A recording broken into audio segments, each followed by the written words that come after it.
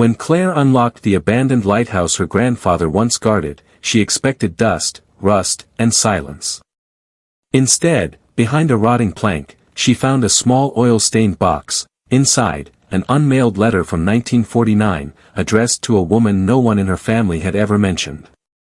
The words inside would unravel 76 years of family history, and connect her grandmother to a storm, a stranger, and a secret that was never meant to be found. January wind howled through the cracked panes of the keeper's quarters, carrying with it the sharp scent of salt and rust. Claire Dalton paused on the threshold, her gloved hand resting on the heavy brass handle, the kind her grandfather had polished every Sunday for decades. Windward Point Lighthouse loomed above her, its whitewashed tower streaked with years of storms, the beacon silent since Tom Dalton's passing 3 weeks ago. She had promised Ruth she would clear out the place before the February gales, but stepping inside felt like trespassing on something still alive. The floorboards groaned in familiar protest. Her boots left faint wet prints on the worn pine planks. Dust motes drifted in the cold morning light, each one turning slowly, as if reluctant to settle. She closed the door behind her, shutting out the roar of the ocean, but the sound of waves still pulsed faintly through the walls. The air smelled of old rope, oil, and faintly, of the pipe tobacco Tom had favored. Claire set her toolbox down and tilted her head, listening for the silence that followed him everywhere now. It pressed in, as steady as the tide. She climbed the narrow spiral, the iron steps slick with years of damp. At the landing before the lamp room, a strip of rotting paneling sagged outward, its nails long since given up. She crouched, running her fingers over the warped wood. It shifted under her hand. She fetched a screwdriver from her coat pocket, worked it gently into the seam, and the plank came away with a reluctant creak. Behind it was a shallow cavity, lined in shadow. Something inside caught the thin light. She reached in and pulled out a small wooden box, its surface darkened with oil stains, the lid bound shut by a brittle strip of cloth. The box was heavier than it looked. She sat back on her heels, letting the cold seep into her legs, and undid the cloth with careful fingers. Inside lay 3 objects, each one older than she was. A yellowed envelope, the paper soft at the edges, bore in faded ink the name Eleanor Hart, return if undeliverable. The address lines were blank. No stamp had ever been affixed. Beneath it, a black and white photograph, the corners curling. Snow blurred the horizon, a wooden dock stretching into gray water. In the foreground, a man in a heavy pea coat, Tom, unmistakably, held a small bundle wrapped in what looked like a knitted infant's coat. His face was half-turned, but his posture was one she knew by heart, steady, deliberate, guarding something fragile. The third item was a sheet of lined paper covered in tight, precise handwriting, interrupted by small symbols she recognized from her grandfather's old weather charts. Wind direction, barometric pressure, tide marks, the language of storms. She traced the lines without reading them, feeling the indentation of each letter pressed decades ago. Her phone buzzed in her pocket, startling her. She slid the photograph back into the box before answering. Ruth's voice, thinner now with age, filled the small landing. "Did you lock the room under the stairwell?" Claire glanced down the spiral toward the ground floor. "I haven't even been down there yet," she said. "Leave it closed," Ruth said, not unkindly. "Some rooms don't need opening." Claire hesitated. "I found something in the wall." "Then put it back," Ruth said after a pause. "The past is heavier than it looks." The call ended with the soft click of a landline receiver, the kind Ruth still used. Claire stayed where she was, the box warm now from her hands. She set the weather note aside and lifted the envelope into the thin beam from the tower's glass. The name shone faintly, the ink catching the light like something newly written. Eleanor Hart. She had never heard Ruth mention that name. In a family that kept its stories close, new names felt like strangers at the door. She slid the envelope back into the box, placed the cloth over it, but didn't return the plank. Outside, the sea boomed against the rocks, and the gulls wheeled, their cries sharp and brief. She rose, tucking the box under her arm, and stepped into the lamp room. The great lens stood silent, glass facets dulled with salt. She reached for the breaker, flipped it, and the mechanism hummed awake. Light flared, turned, and swept across the gray water in slow, deliberate arcs. Each rotation sent the beam through the glass at her feet, warming the cold air with its steady pulse. She held the box where the light could touch it, watching the name on the envelope brighten and fade, brighten and fade. Down below, the tide was coming in, crawling over the black rocks until they disappeared beneath white water. Claire stayed with the beam until it completed a full revolution, then another, as if the lighthouse itself were taking stock of what she had found. Claire drove back to Ruth's house with the box on the passenger seat, the envelope shifting slightly with each turn of the road. By the time she pulled into the gravel drive, frost was forming along the edges of the windshield. The old clapboard house stood quiet under a thin veil of snow, smoke curling from the chimney like a signal she wasn't sure how to read. Inside, the air smelled of cinnamon tea and wood smoke. Ruth sat in her usual chair by the window, wool shawl wrapped around her shoulders, her gaze fixed on the gray sea beyond. She didn't look at the box in Claire's hands, though her eyes flickered toward it for a fraction of a second.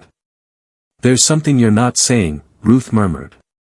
Claire set the box gently on the coffee table.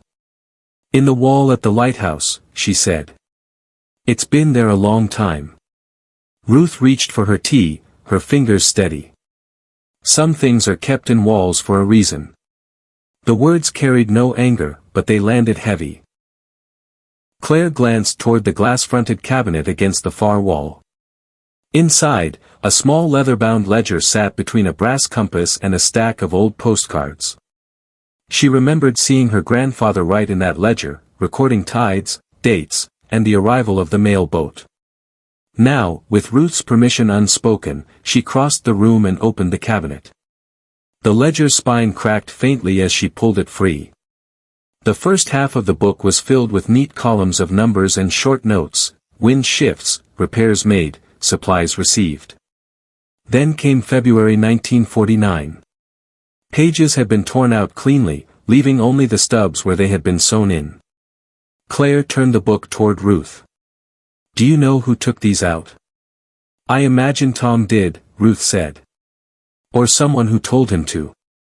Claire flipped to the remaining pages for March.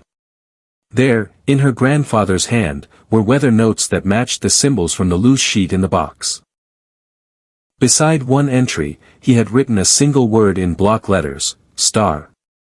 "What does that mean?" she asked. Ruth didn't answer. Outside, a sudden gust rattled the window panes. Claire looked again at the photograph from the box. The snow, the dock, the way Tom's hands curved protectively around the bundle, it didn't feel like a casual snapshot. She remembered an elderly neighbor, Mrs. Keating, who used to bring cookies to the lighthouse when she was a child. Claire called her on a hunch. The phone rang 3 times before a voice like crumpled paper answered. "I'm sorry to bother you," Claire said. "It's about the storm in 49. Do you remember who was there?" A pause, then a soft sigh. "That night," Mrs. Keating said, "the Navy had half the harbor cordoned off. They told us to stay clear. But I saw Tom on the pier, waiting for the rescue launch. And there was a woman with him, dark hair, scarf tied under her chin. She was carrying a baby. Do you know her name?" He called her Eleanor. Claire thanked her and hung up, her pulse quickening. Eleanor Hart. She turned the envelope over in her hands, feeling the faint grit of aged paper. If Mrs. Keating had seen her with Tom, then the letter wasn't some idle draft, it was meant for her. She needed more.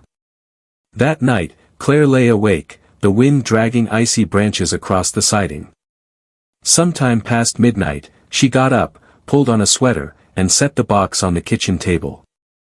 She lifted the envelope, ran her thumb along the unsealed flap, and slid the letter out. The handwriting was undeniably Tom's, steady, deliberate, every loop and stroke familiar from years of birthday cards and notes in the margins of books. Eleanor, it began. I kept my word. The child is safe. I cannot tell you where she is, not yet. They say the truth would put you and her in danger. I hope you understand why I could not meet you on the dock. The letter went on, not long, but enough to make Claire's throat tighten. He had written about the storm, about the rescue launch barely making it through the channel, about orders given and followed. He had signed it simply, Tom. She read it twice, then slid it back into the envelope. In the morning, she returned to the lighthouse. The wind had shifted, calmer now, though the air still carried the bite of deep winter. She climbed to the lamp room, set the box down, and began searching for anything else he might have hidden. Near the base of the stairs, behind a loose floorboard, she found a rusted key. On its tag, in faded pencil, was written lower room. She remembered Ruth telling her not to open the room under the stairwell. Standing there, holding the key, she felt the weight of choice settle on her shoulders. Her phone buzzed again. This time it was a number she didn't recognize. Claire Dalton. The voice was deep, weathered. This is Chief Warren Hale. I hear you've been asking about 49. She gripped the key tighter. I found something my grandfather left behind. Then you'd better come see me, he said. Before you open that door. The line went dead. Claire slipped the key into her pocket, the metal cold against her palm, and looked once more at the steady, unblinking lens above her. Somewhere in this tower, her grandfather had left a trail. Now she knew she wasn't the only one who remembered. The nursing home sat back from the road, its clapboard siding painted the same dull gray as the winter sky. Claire paused outside the entrance, watching her breath cloud and vanish. In her pocket, the rusted key pressed against her leg, a constant reminder of the door she hadn't opened. Inside, the air smelled faintly of antiseptic and boiled vegetables. A receptionist pointed her down a quiet hallway, where muffled television chatter spilled from half-open doors. Chief Warren Hale's room was at the end, its window framing a bare maple tree and a distant slice of sea. He was propped up in bed, a tartan blanket over his knees, his eyes clear and sharp despite his 97 years. On the nightstand sat a small brass compass and a photograph of a younger man in naval whites, himself, decades ago. You're Tom Dalton's granddaughter, he said, not asking. Yes, Claire replied, stepping inside. You were there. The storm in 49. His gaze drifted to the window for a moment before returning to her. I was the shore officer on duty when the Penobscot Star sent out its SOS. Big nor'easter, worse than most. But the weather wasn't the only thing we were fighting. He nodded toward the chair, and Claire Saturday, that ship was carrying more than lumber and canned goods. 2 passengers, government scientists, were under quiet orders. Sonar research, submarine tracking, the kind of work the Navy didn't want in the papers. When the rescue got them ashore, we found out one had vanished somewhere between Halifax and our harbor. Officially, he never existed. Claire leaned forward. And the woman in the scarf? Eleanor Hart. His eyes narrowed, weighing her. You've seen her name. In a letter my grandfather wrote. It was never sent. Warren took a slow breath. Eleanor was connected to one of the scientists. Not officially, mind you. When the ship went down, she had an infant with her. The baby wasn't on any manifest. Orders came down from the top, secure the scientists, erase the rest. We logged the child only as infant, or in the restricted ledger. Everything else went into a sealed file. He reached for a drawer in the nightstand, pulled out a thin folder bound with a brittle rubber band. This is a copy I shouldn't have kept, he said. The paper inside was yellowed but intact, a typed report stamped in red ink, sealed 49. The pages detailed the storm, the rescue, and the disembarkation. Near the bottom, in faint typewriter letters, it read, Infant, R, transferred to secondary custody per verbal order. Claire's pulse quickened. Secondary custody, to who? The lighthouse keeper and his wife were tasked with safe placement. Tom took the child in the early hours, under cover of the storm, and delivered her to a family inland. Eleanor was told it was the only way to keep the baby safe. She left with nothing but the clothes she wore. Claire thought of the photograph, the way Tom's arms had encircled that tiny bundle. Why didn't he tell her where the baby went? Because within a week, the missing scientist's name was tied to Soviet agents. Anyone connected to him was suspect. Eleanor included. If her child's whereabouts were known, that door could open to the wrong hands. She sat back, the weight of the folder heavy in her lap. R could stand for Ruth, she said quietly. Warren's eyes softened, but he didn't confirm it. Some truths are better handed over gently. Tom understood that. He carried the guilt of that night, but he also carried the knowledge that the girl was safe. Claire hesitated, then told him about the key she'd found. His brow furrowed. That lower room. Tom used it for things he didn't want even Ruth to see. If you're going to open it, know what you're looking for. And be ready for the answers. She slid the folder back toward him, but he pushed it into her hands. Keep it. I've held on to it long enough. Driving back, she kept glancing at the passenger seat, where the folder lay beside the wooden box. Sealed, 49 glared up at her in block red letters. The wind was rising again, tugging at the edges of the day. By the time she reached the lighthouse, clouds were gathering over the horizon. Inside, the spiral stairs groaned under her weight. She paused halfway up, staring at the door beneath the steps. The key was cold between her fingers. She could still hear Warren's voice, "Be ready for the answers." She turned away, climbing instead to the lamp room. From here, she could see the tide pushing hard against the rocks, spray leaping into the air like ghosts. She set the folder on the table, opened it to the page with infant, R, and traced the letters with her fingertip. If R was Ruth, then the grandmother who had raised her mother, who had tucked her in at night and told her stories about ships and storms, was someone else entirely before she became Ruth Dalton. The beam of the lighthouse swept across the water, slow and steady, marking time in 8-second intervals. Claire stood in its path, the light catching her face, the folder, the box. She had come here to clear out the past. Instead, the past was clearing a space inside her she didn't know existed, and filling it with names and shadows she couldn't yet sort. Somewhere in the turning of the light, she knew the door under the stairs would not stay closed forever. Snow had begun to fall by the time Claire pulled into Ruth's driveway. Fat, wet flakes clung to her coat as she stepped inside, stamping her boots on the mat. The warmth of the house wrapped around her, but it didn't quiet the questions pounding in her head. Ruth sat at the kitchen table with a mug of tea, the steam fogging her glasses.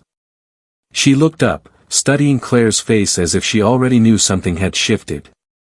"You saw him," Ruth said, not asking. "I did," Claire answered, slipping the sealed 49 folder from her bag and setting it gently on the table. "Warren Hale told me about the storm. About Eleanor Hart. About a baby they called infant, R." Ruth's hand tightened on the mug. "You've been digging in the wrong places. There's a right place to dig."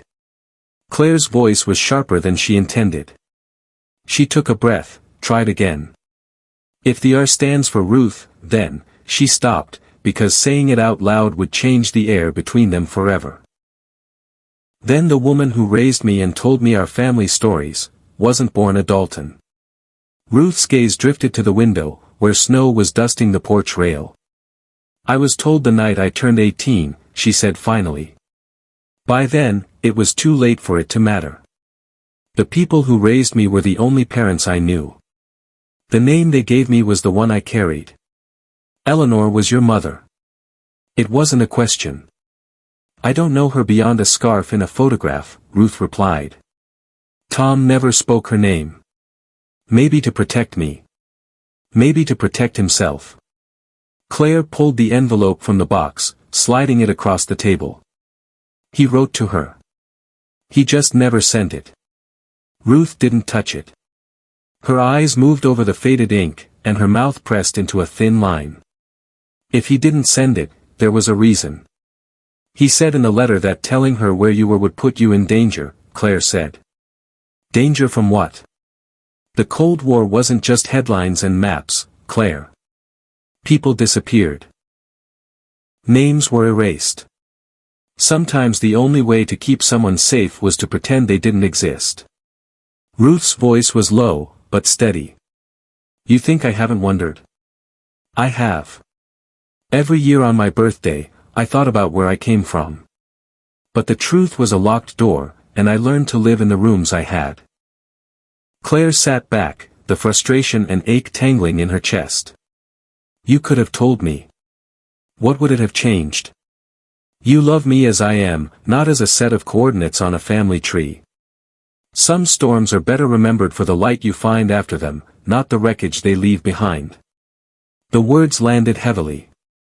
Claire realized this was more than reluctance, it was a choice Ruth had been making her entire life. A choice to protect, even if it meant silence. She looked at her grandmother, seeing not just the woman who baked pies and mended quilts, but the young girl once handed over on a freezing dock to strangers with steady hands. From the living room, the old clock struck once, the sound carrying between them. Ruth reached for a small tin box on the counter and slid it across the table. If you're going to keep pulling at this thread, you'll need this. Inside was a key, small, brass, and polished smooth with age. Claire recognized the 3 tiny notches along its edge. The lower room at the lighthouse, she murmured. Ruth nodded. Tom kept things there. Things he didn't want even me to see. I never asked. Maybe I should have. Maybe I was afraid. Claire closed her fingers around the key, feeling its weight. If I find something, I'll tell you. Tell me only if it won't sink me, Ruth said, a hint of a smile in her tired eyes. You think the truth is a rescue boat, but sometimes it's just another wave. Snow was falling harder now, muting the world outside. Claire slipped the key into her coat pocket and stood. Ruth's gaze followed her, calm but distant, as though she were watching her walk into a storm she couldn't stop. Back at the lighthouse, the wind had picked up, rattling the metal railings.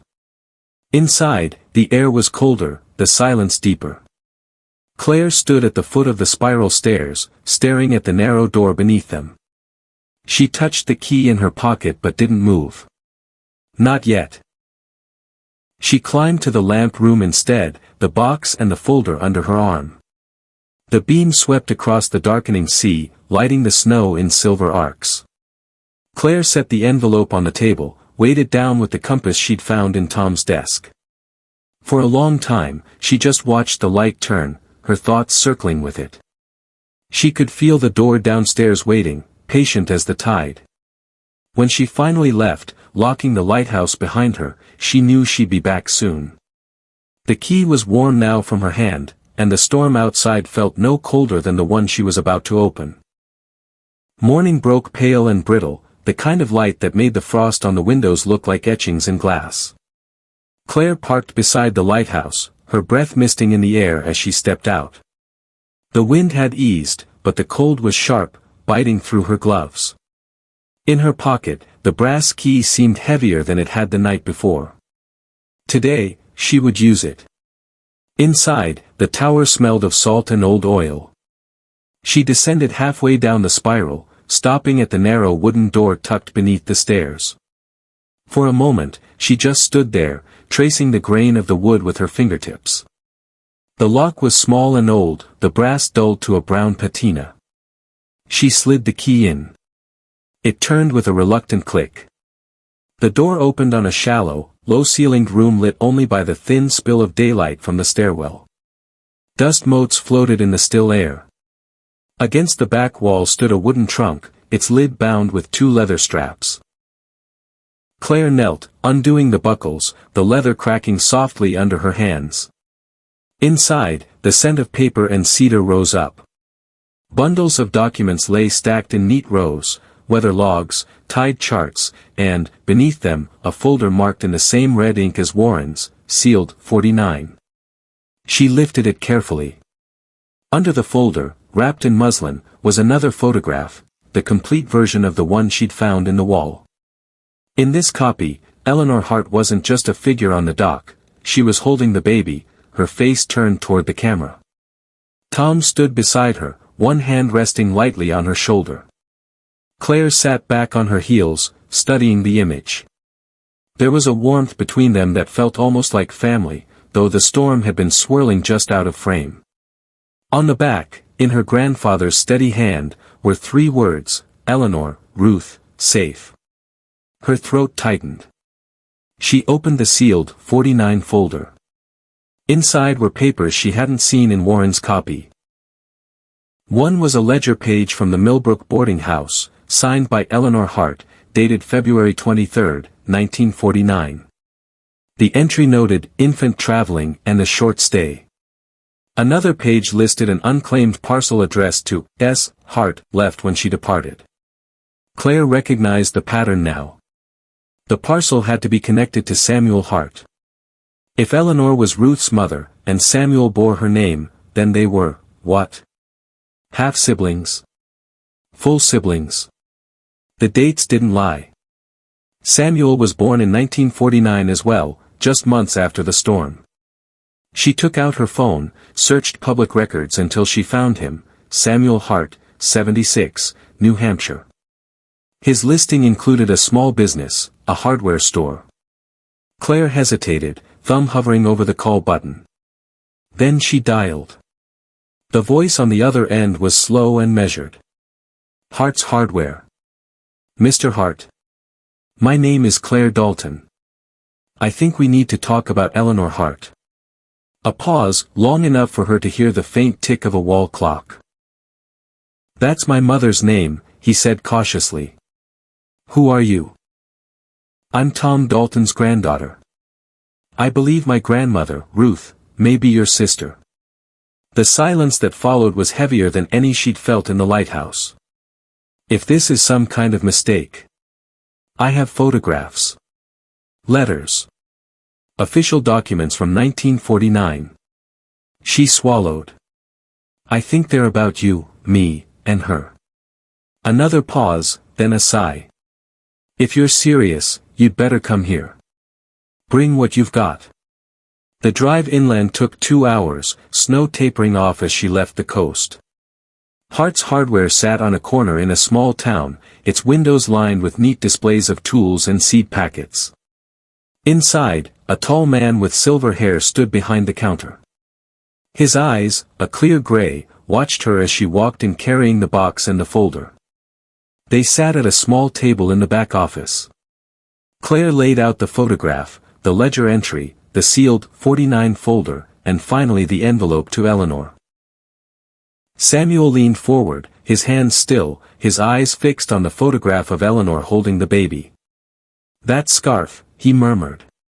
She wore it every winter. She told me it was a gift from someone she never named. He looked up at Claire. You're saying that baby is your grandmother? I think so. Warren Hale confirmed there was a child, infant, handed over to a lighthouse keeper. The dates match. And this, she pointed to the back of the photograph. Tom wrote her name. Samuel reached into a drawer, pulling out a smaller envelope, its paper soft with age. My mother wrote this in 1975, he said, sliding it across to Claire. Inside was a short letter. If you ever meet a man named Tom Dalton, tell him the child had a good life. Tell him I kept her in my prayers. Claire felt her chest tighten. She never stopped thinking about her. She never said much, Samuel admitted. But every February, she'd light a candle and sit by the window. They sat in quiet for a moment, the weight of 76 years pressing in. Claire gathered the items back into the box. I think we should go to the lighthouse. All of us. Samuel nodded slowly. If your grandmother's willing. Driving back toward the coast, Claire's thoughts kept circling the image of Eleanor on the dock, the child in her arms, and the light of the lighthouse sweeping over them. Now, at last, that light might reach the people it was meant to guide. The next afternoon, the wind came in off the bay carrying the smell of snow. Claire pulled up in front of Ruth's house with Samuel riding quietly in the passenger seat. He had insisted on bringing a small tin from his own home, saying only that it contained something Eleanor had left for him. Ruth was waiting at the door, her shawl wrapped tight, her eyes moving from Claire to the tall, gray-haired man beside her. "This is Samuel Hart," Claire said gently. "I think you two should sit." Inside, the living room felt warmer than usual, the fire snapping in the grate. Ruth lowered herself into her armchair, her posture stiff, hands folded in her lap. Samuel took the chair opposite her, setting the tin on the coffee table between them. For a moment, no one spoke. The ticking of the mantel clock filled the space. Samuel was the first to break the silence. "I brought something my mother gave me. Said it was to be opened if I ever met a man named Tom Dalton, or someone who carried his blood." He unlatched the tin and drew out a folded sheet of paper, the ink browned with age. He handed it to Ruth. Her fingers trembled slightly as she unfolded it. Claire could see the words from where she stood. "If you are reading this, then the light found you. I wanted to hold you longer that night, but the storm took that chance. Know that I loved you enough to let you go." It was signed, simply, Eleanor. Ruth blinked hard, setting the letter down on her knee. "She wrote this?" Samuel nodded. "In 1975. She kept it sealed for decades. I didn't know what it meant until now." Claire reached into her bag and brought out the photograph from the lighthouse trunk, the one showing Eleanor holding the bundled infant with Tom by her side. She laid it next to the letter. "This was taken the night of the storm. Tom wrote your name on the back." Ruth picked it up, tracing Eleanor's face with her thumb. "I've seen this scarf before. In my dreams, maybe. Or in the mirror, without knowing why." Samuel leaned forward. She spoke very little about her life before New Hampshire. But every February, she'd light a candle in the window and sit there until the wick burned out. "I think she was looking for this," he glanced toward the picture, for some sign the baby had made it. Ruth's voice was quiet, but clear. "She did. I was loved. I had a family. But it's strange, knowing the woman in this photo was my mother all along." Claire opened the sealed 49 folder, sliding out Warren Hale's copy of the rescue report and the boarding house ledger. "These prove you were brought from the dock to the lighthouse, and from there, inland. The Navy buried the details because of who was on that ship." Ruth scanned the page with "infant" art typed near the bottom. "They made me a letter in a file. And then they hid it. They were protecting you," Claire said. "But it meant keeping you from her." The fire popped sharply, the only sound for a long moment. Ruth set the papers aside and looked at Samuel. "I don't know if we're brother and sister in the strict sense. Maybe we are, maybe we aren't. But I know we share her. That's enough for me." Samuel smiled faintly. "It's enough for me, too." From the tin, he took a small object wrapped in tissue. A string of wooden beads, worn smooth. "These were hers," he said. "She told me they belonged to someone she lost. I think she meant you." He placed them gently in Ruth's hand. Claire felt the weight of the moment settle over them, the years collapsing into a quiet connection. She thought about the lighthouse, the way its beam swept the dark in patient circles, never knowing exactly who it might reach. "We should take these back to the lighthouse," Claire said softly. "The letters, the photograph, the beads. That's where it started, and that's where it should come together." Ruth looked toward Samuel, then back to Claire. "Yes," she said. "If the light found me once, maybe it can keep shining for someone else." They agreed to meet there the following evening, when the tide would be high and the horizon clear. As Samuel stood to leave, Ruth reached out and took his hand. Thank you for bringing her back to me, she said. Samuel shook his head. You were never gone. Just waiting in the light. That night, Claire sat at her kitchen table, the box open before her.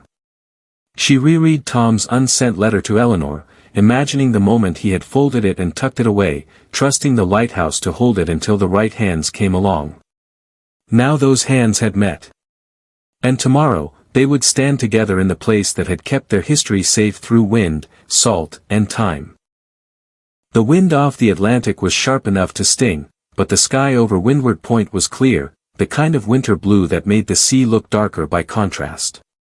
Claire climbed the spiral stairs ahead of Ruth and Samuel, the wooden box cradled carefully in her arms. Each step echoed in the narrow tower, the sound blending with the distant rhythm of the waves. At the top, the lamp room was washed in pale afternoon light. The great lens stood silent for now, its glass facets catching stray glints from the sun. Claire set the box on the small table beside the lamp controls. Ruth followed, leaning on the rail, her eyes tracing the horizon. Samuel stepped in last, his breath misting in the cold air, the tin from his mother in his coat pocket. This is where he kept it? Samuel asked quietly. Claire nodded. Behind the panel downstairs, for more than 70 years. She opened the box and began laying out its contents. Tom's unsent letter to Eleanor, the photograph of the storm night, the scarfed woman holding the child, the string of wooden beads, and the folded sheet from the sealed 49 file. Samuel placed Eleanor's 1975 letter beside them, the ink faint but still legible. Ruth stood over the two letters, her gaze moving between them. They were speaking to each other without ever knowing the other would hear, she said. Her fingers brushed Tom's letter, then Eleanor's, as if connecting the two by touch. One promising safety. One giving thanks. Samuel drew in a breath. Would you like to read them? Out loud? Ruth's voice caught, but she nodded. She unfolded Tom's letter first. The words came slow, deliberate, the paper trembling faintly in her hands. Eleanor, I kept my word. The child is safe. I cannot tell you where she is, not yet. They say the truth would put you and her in danger. I hope you understand why I could not meet you on the dock. Tom. She paused, then picked up Eleanor's letter. Her voice steadied. If you are reading this, then the light found you. I wanted to hold you longer that night, but the storm took that chance. Know that I loved you enough to let you go. Ruth lowered the page, her eyes wet but calm. For a moment, no one spoke. The room held only the soft hum of the wind against the glass. Then Ruth reached for the photograph, holding it so the light from the lens caught the faces. I want this to stay here, she said. Not hidden, but where people can see it, understand what happened. Claire smiled. The Historical Society can create a display here, in the base of the tower. These letters, the photo, the beads, they'll tell the story. Samuel nodded in agreement. Let the light keep watch over it. He reached into his pocket, taking out the beads. Ruth cupped them in both hands before placing them on top of the letters. She held these, she murmured. Now they can rest. Claire moved to the control panel, flipped the breaker, and the mechanism stirred to life. Slowly, the great lens began to turn, the beam sweeping out across the sea.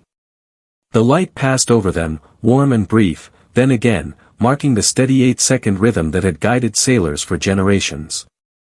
They stood together at the railing, watching the beam reach across the water.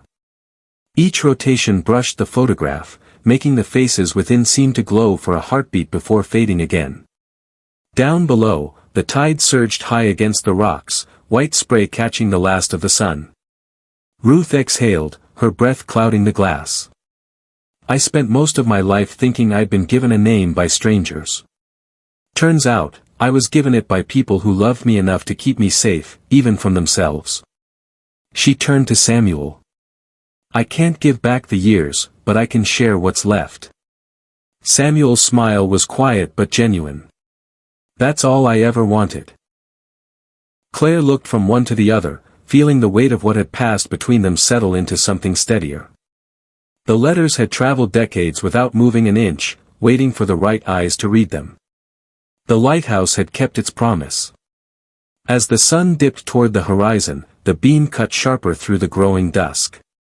They left the letters and the beads on the table beside the lens, framed by the slow sweep of light.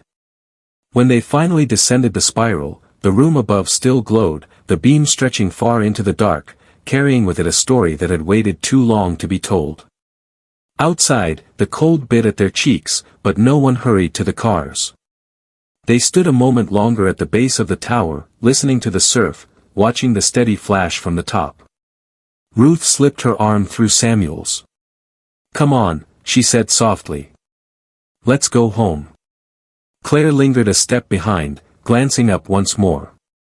The light turned, caught her eyes, and moved on. Out over the sea, toward whatever shores still needed it.